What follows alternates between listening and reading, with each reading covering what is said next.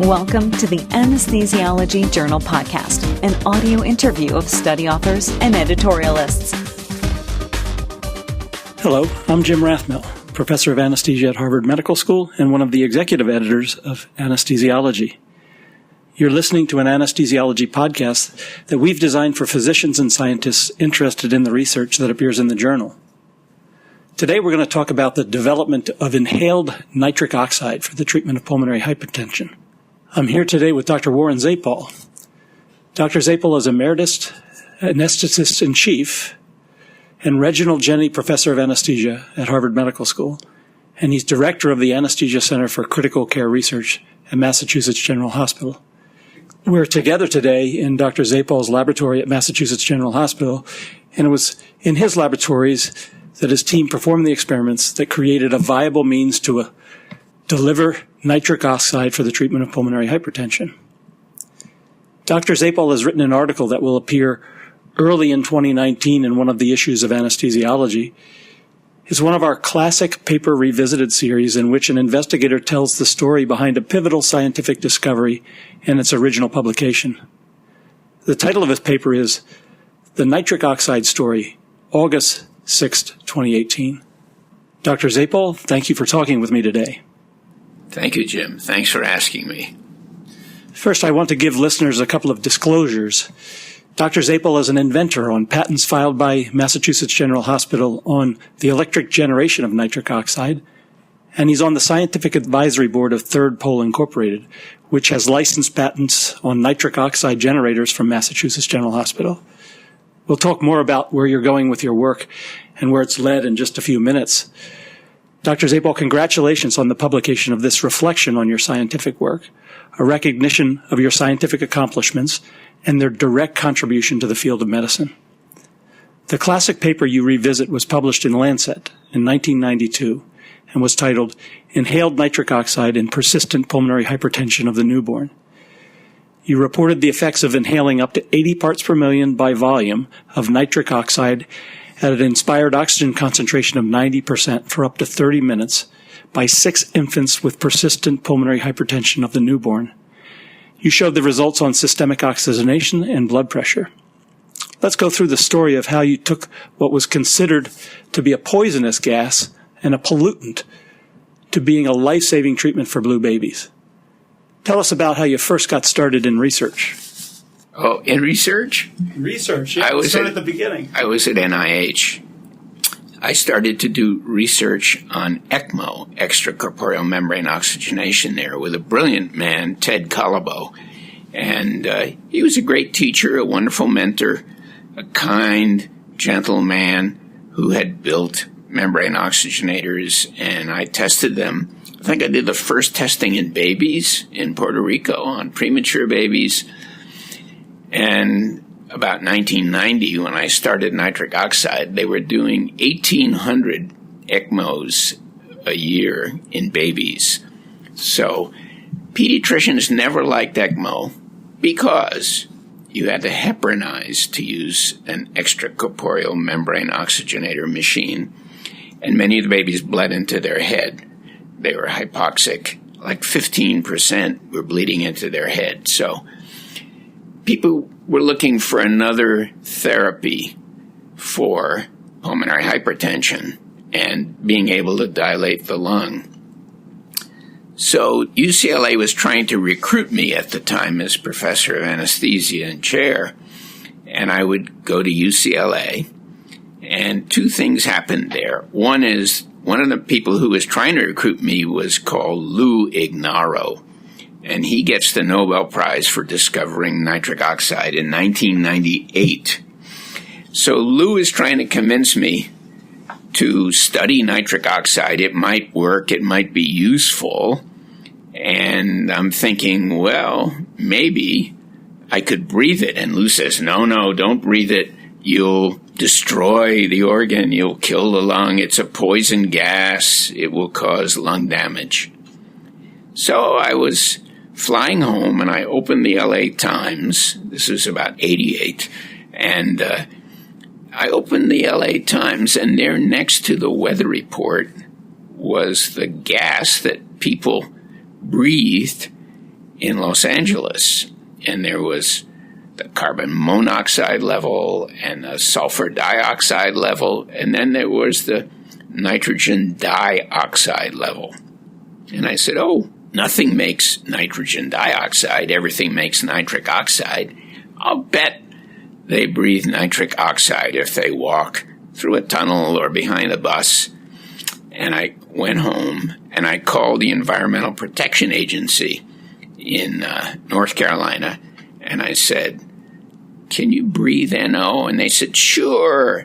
Look at the limits. It's 25 parts per million. You can breathe for 8 hours a day. If you work at McDonald's and you have a gas flame, you're probably getting that. But up to 25 is quite safe.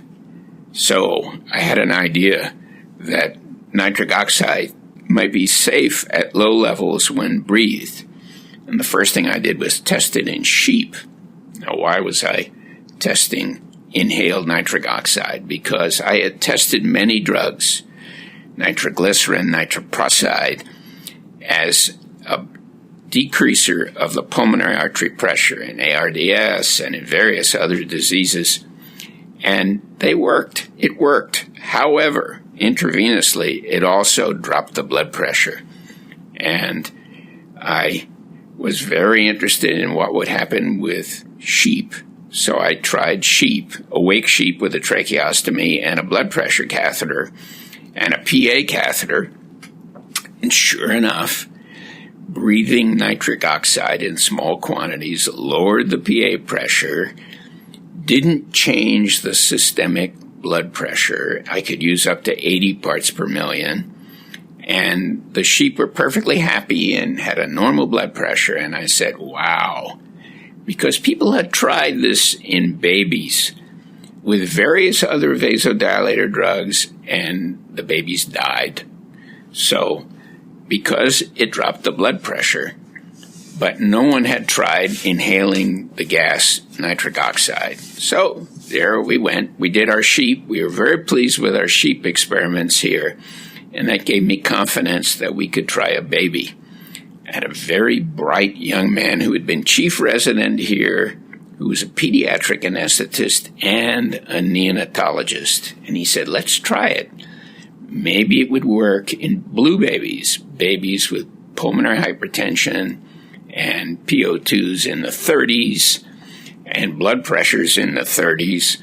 So let's see if it works like it works in the sheep. And sure enough, we gave our first baby about 89, 90, and we did 3 babies. And by the 3rd baby, we kind of knew what we were doing, and the baby turned pink. I'll never forget the nurse asked me, what did you do? Because the pink change happened within 60 seconds of turning on 25, 50 parts per million of nitric oxide. And I said, well, I gave the baby a small amount of a poison gas. And she looked at me and I looked at her, and the parents had given permission, and the IRB had said, let Zapol go. He hasn't killed anybody yet. And so off we went. Jay Roberts, our anesthetist and neonatologist, anesthesiologist, and I studied 10 babies, and that's the paper that we published. I think it was The Lancet a long time ago. And then as soon as other people saw that, one, they asked, why does it work? And it works because when you breathe NO, it binds instantly to blood hemoglobin as it goes through the lung, which destroys its vasodilator properties. So it has none when you breathe it. And it's because hemoglobin and the creator put methemoglobin reductase in your red cells. Maybe she knew we were going to breathe NO. I don't know. But anyway, it worked. And the methemoglobins never went above 2.5% or something like that. We did it for 30 minutes, and then pretty soon we realized that you could leave the baby on the gas, and eventually the IRB said, okay, Zapol, leave him on longer. Don't turn it off. We don't want to do ECMO on him. And so the average is 5 days And now, about 20,000, 30,000 babies a year breathe nitric oxide, and it luckily seems to work, save some lives. It's useful, and no one in these 30 years has found significant toxicity. If you don't use too much, you won't get methemoglobinemia, you don't cause lung disease, and in 4 or 5 days you can wean it off, turn it off, and the baby stays pink and dilated. So we saw effects on oxygenation in these babies, no effects on blood pressure, and we knew we were dilating their lungs. So we were very lucky. So the average duration of therapy is just 5 days. What is it that makes it such a potent pulmonary vasodilator in these children with persistent pulmonary hypertension of the newborn in the first days of treatment, but yet allows it to be weaned an average of just 5 days later? Great question. I don't think we truly know in people, because we can't know about people by grinding them up. That's against the law. But you can take a mouse. A couple of days before it's supposed to be born, you can get a mouse fetus and check. And there is no effective nitric oxide synthase in the lung. On the day that you're supposed to be born, if you're a mouse, there is nitric oxide synthase. So when you take that first breath, and you've been on a placenta, your mother's been giving you the oxygen in utero, and you haven't been breathing much. You make respiratory motions. But as soon as you pop out, take that deep breath, you got to dilate the pulmonary circulation and make nitric oxide. And my guess is, like the mouse, some people's clock, when they're born, isn't quite ready to make nitric oxide synthase. If you give them this natural human gas in small quantities, you might start at 40 or 80, but then you'd wean down to 5, and after 5 days, you can wean it off, and they stay pink and dilated. I think, nobody knows, that nitric oxide synthase comes up in those 5 days of you breathing. I think, but we do wean them on average at 5 days. Can you talk a little bit about how the use of inhaled nitric oxide has expanded in the early days after it was first used to treat persistent pulmonary hypertension in the newborn? For instance, how has its use expanded into treatment of adults, and how is it used most commonly today? Yeah, great question. It's used probably 85% of NO's usage, which I think is quite significant. Might be 100,000 a year. Is used a lot in cardiac surgery because they can deal with a $14,000 price per set of cylinders, or $350 an hour, whatever they're charging for it. I think it's used mainly in pulmonary hypertension of various causes. It's used a lot in pediatric surgery for babies before and after surgery with pulmonary hypertension. And it's used a lot in adults with pulmonary hypertension before and after lung transplants. And it works. We recently built a box for adults and an NO generating device. And we were able to show about 25-30% of them, even though they're on other drugs for pulmonary hypertension, respond to inhaled nitric oxide. So we're happy. I mean, it is used a lot for that by cardiac surgeons, and when you ask them to randomize, they don't want to. Not air for my patient. Give them the nitric oxide, please. Well, the cardiac surgeons are going to make that a tough one to test using randomized controlled trials. Well, I know you have always been an inventor, and your mind just never stops working. Nitric oxide is distributed in large gas cylinders, and they're very expensive, and they require specialized equipment to deliver the nitric oxide at these very small quantities. So in recent years, your team's developed a simple way of generating nitric oxide from room air. Can you describe how this works and where you see this new device fitting into the patient treatment armamentarium? Right. Well, this idea came from NASA, which was flying airplanes through lightning bolts and measured a lot of nitric oxide in the air. And I said, gee, I'm a radio amateur. Since I was 12, I was making sparks. I tried not to kill myself, but I made a lot of sparks. And I said, gee, we don't need lightning to make the spark. We could make the spark. And when you breathe in, trigger it, or just make it continuously, we just need a spark plug. And we had to figure out what metals to make it out of. We need a spark plug, a power source, could be a battery. It takes very little power to do this and make enough for an adult. So we started to make such devices really in the 90s as we were doing this. And then I was too busy as chief to pay attention to it. But in 2008, when I got some time, no longer being chief, I could sit down with colleagues, build nice devices, test them in humans. And I think the main reason was it was nitric oxide sold in cylinders at 600 or 800 parts per million, and nitrogen so expensive, $14,000 a baby. There is none in China, none in Africa, very little in South America. And I thought, gee, you could really make it for pennies or dollars.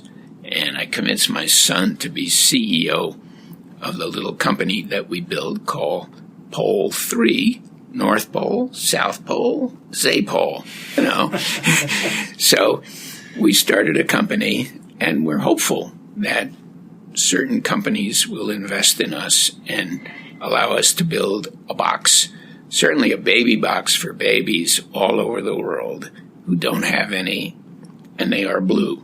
So off we go. Fantastic. I do have one more question. Do you have any advice for young scientists as they face challenges similar to the challenges you faced in your early work with nitric oxide? I have two thoughts. One is study with a really good mentor, and don't be afraid to work with other people. So work with your colleagues and study with Jim Rathmell, a really good mentor, and work on great ideas. So be brave, and it may take a while to figure it out. And I'm head of the animal biocook here at MGH. So you have to use animals to see if the stuff works and is not toxic, whether it be a drug or an inhaled gas. So you have to do animal experiments and be patient. Be patient. I think it's very, very important to be patient. Take your time, study with a good mentor, do your first publications with a mentor so you know how to publish well, and then be brave. Go to NIH and, it's competitive. Go back again and again and again. So those are my thoughts for young investigators. Stick with it and don't get discouraged. Exactly. I hope today's discussion will lead many of you listening to read this special article about Dr. Zapol's classic paper on treating persistent pulmonary hypertension in the newborn using nitric oxide and the development of inhaled nitric oxide as a life-saving treatment. It appears in one of the early issues in 2019 in Anesthesiology. Dr. Zapol, thanks for allowing me to visit your lab today and for the wonderful discussion about the development of inhaled nitric oxide. And thank you for your mentorship in all of my years as an attending here at MGH, and for telling me that there is life after being a chair. Jim, you're really welcome, and thank you for hearing the story. You've been listening to the Anesthesiology Journal Podcast, the official peer-reviewed journal of the American Society of Anesthesiologists. Check anesthesiology.org for an archive of this podcast and other related content.